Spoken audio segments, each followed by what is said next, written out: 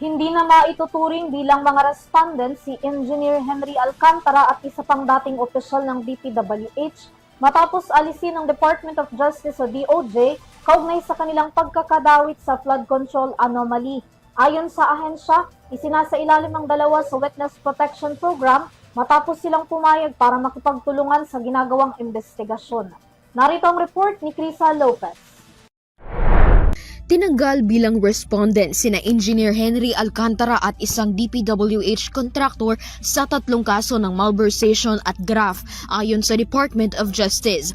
Ayon kay Justice Spokesperson Polo Martinez, tinanggal sina Alcantara at si Sally Santos ng SYMS Construction matapos nilang tumanggap ng Witness Protection Program. Hindi na rin umano kasama pa si Alcantara sa mga impormasyong ipinasa sa korte, habang si Santos ay hindi anya kinasuhan.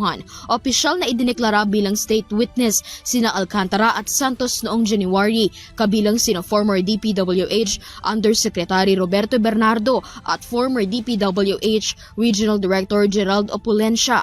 Nauna nang ipinaliwanag ni Justice Secretary Frederick Vida na ang mga nagiging state witness ay nangangahulugan ng paglaya sa pananagutang kriminal ng mga inaakusahan. Sa kabilang banda, sina former DPWH Assistant Engineer Bryce Hernandez, JV Mendoza at iba pang sangkot sa anomalya sa ghost at substandard na flood control project ay kinasuhan.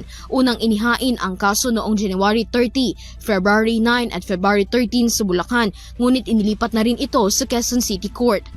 Para sa Euro TV News, Crisa Lopez, sumasaludo sa bawat Pilipino.